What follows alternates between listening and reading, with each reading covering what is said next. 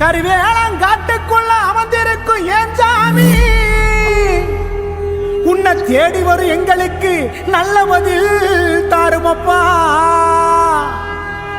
என் தலைமாடு காத்தவனே என் கருப்பா, உன்னை பார்க்கத்தானே வரம் கேட்டோம், என் கண்ணுக்கு ஒளி ஒண்ணு தாருமப்பா.